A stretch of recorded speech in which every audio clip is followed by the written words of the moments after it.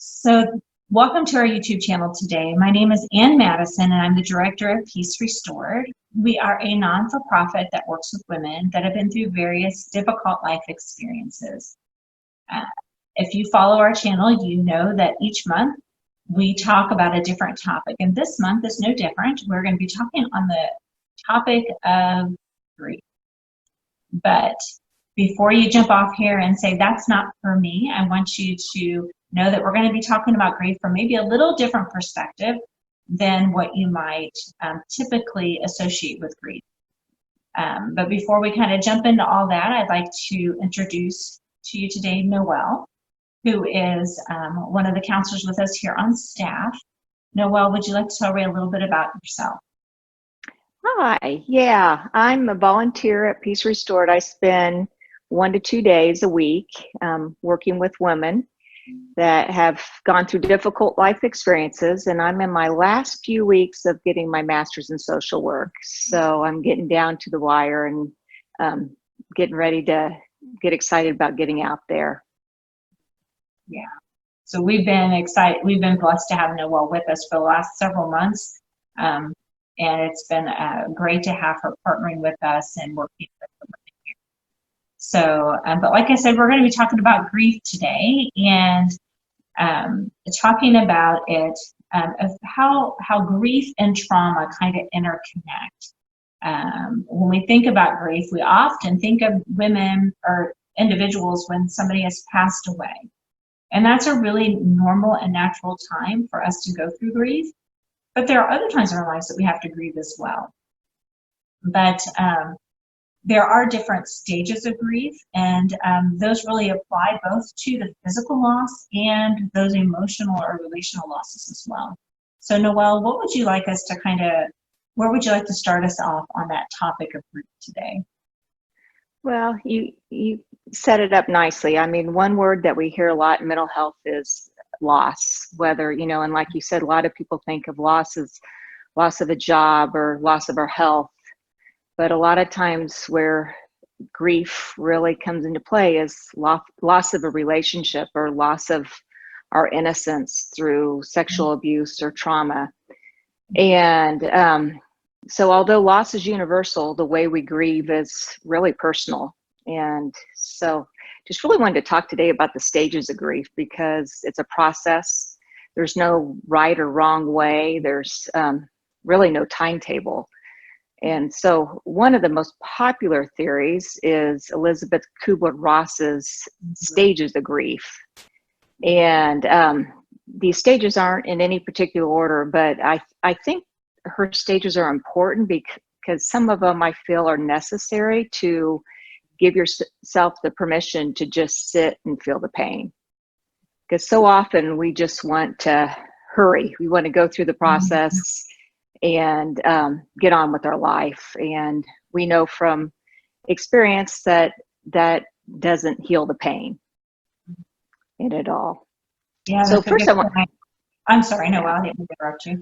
Oh, well, first I want to talk about denial. I mean, denial usually is that first stage that it's our body's way of pacing the shock or staggering the pain.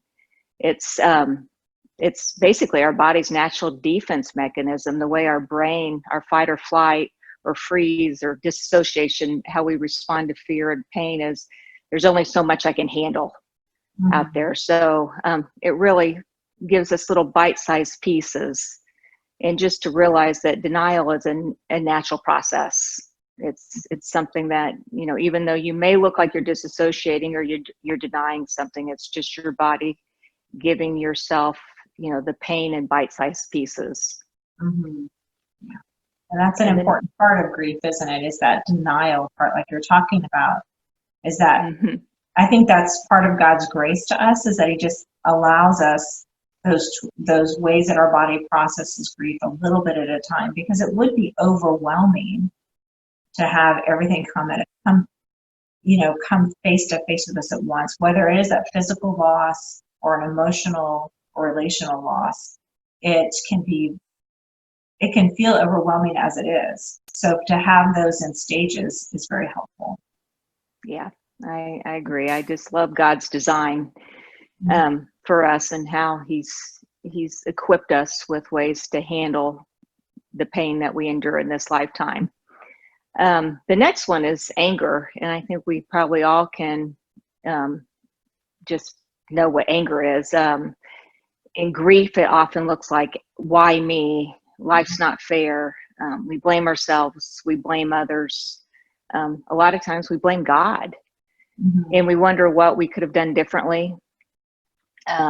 I think most mental health professionals and research would say that anger is a necessary stage of grief, that most people need to go through anger. And we actually encourage it, because the more you feel the anger, I believe the quicker you'll heal.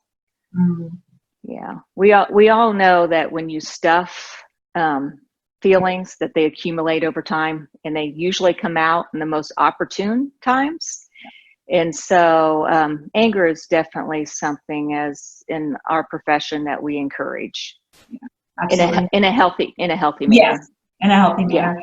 A phrase I use often with clients is, you need to deal with your stuff, or your stuff will deal with you. Oh, and that's so good.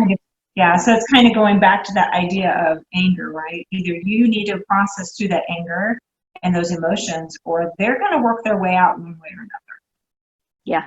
So. Yeah, that's good. I'm going to have to write that one down. But another stage is bargaining. That's promising to do things differently. It's like, God, if you change this, I'll change that. And it's just a desperation to get our lives back to the way they were. And so, some people bargain, some people will skip the stage. It really just depends on the person. And sometimes you cycle back and forth between the stages in it. But usually following that is depression. And that's probably what we all associate with grief, is just the emptiness we feel, especially in trauma, and when you've been violated and your innocence has been taken away from you. It's it's a part that is gone forever. And in the stage, a lot of people withdraw, they isolate, they feel numb, live in a fog, don't even want to get out of bed sometimes. It's just, the world's too overwhelming to face. Yeah, that's a good point of how when you go through trauma, that depression stage, if you will, can sometimes last for a very long period. And sometimes we vacillate between that depression and then maybe the denial and the anger. And like you said, those stages don't always go in order.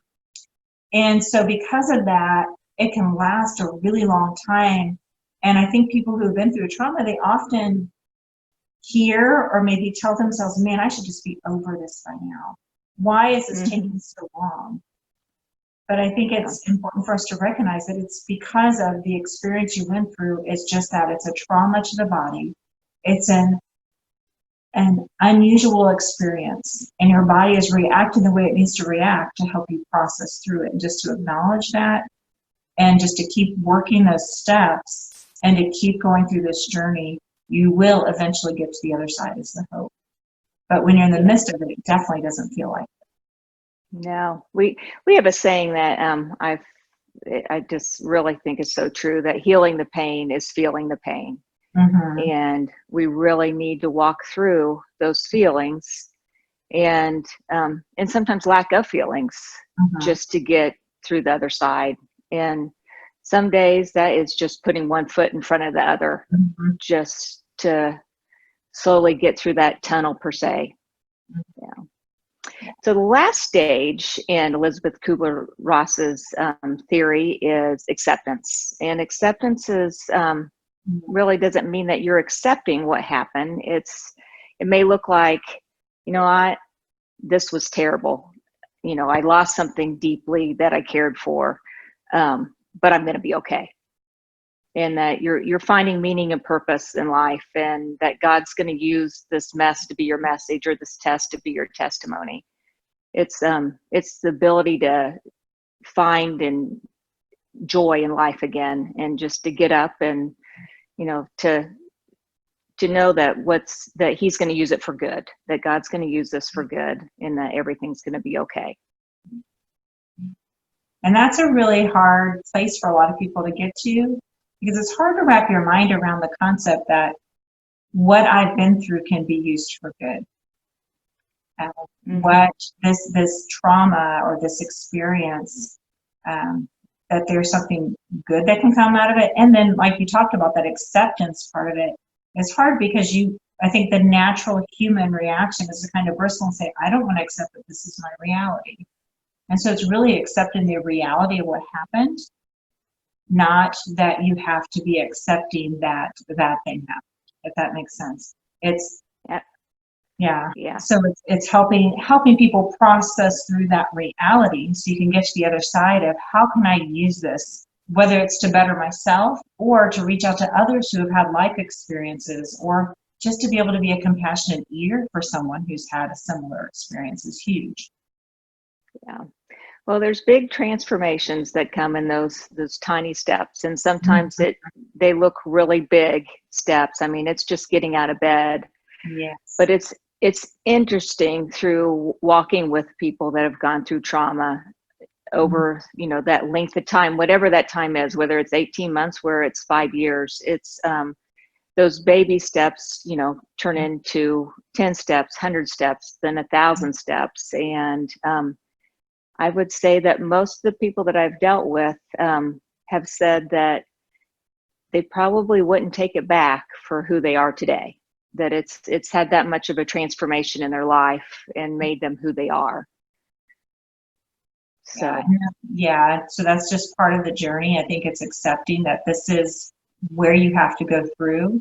It may not feel at this moment like, man, I'm going to one day be okay with having this as part of my story. But it's as you continue to walk through these steps of the grief cycle that we've talked about today, you're going to see a change in the way that you respond. And so we just encourage you to do that. That if this is your story, that you've been through some type of trauma or experience, whether it's sexual assault or maybe domestic violence, maybe you've experienced a suicide in your life, where someone you love has taken their own life. Whatever it may be, a traumatic experience. It could just be that you also had somebody that's died suddenly or tragically, and you haven't had the space to process that. We encourage you to reach out to someone, to have someone that you can confide in, that you can talk through your story with. And if you don't have a trusted person, we encourage you to reach out to us here at Peace Restored. You can go to our website. We'll link all the information below, but you can also just go to our website, which is peacerestored.net, and you can connect with us. And you can schedule a time to meet with either Noelle or myself. We're the two that counsel here on staff. You can also attend one of our classes. There's all kinds of things you can do, but you can find all the information on our website. And it doesn't matter if you live here locally with us or far away, because you have the option to connect with us virtually, just like we're doing here through YouTube.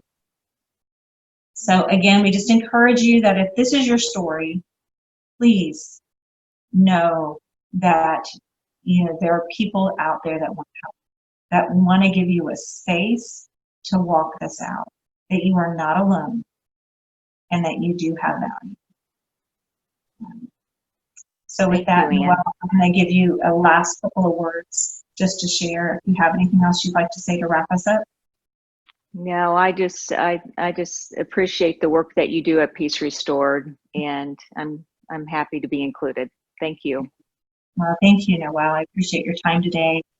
And again, thank you for watching our channel. If you haven't subscribed or liked us, please do so, because we'll just continue to put out more information for you to help you through your healing journey.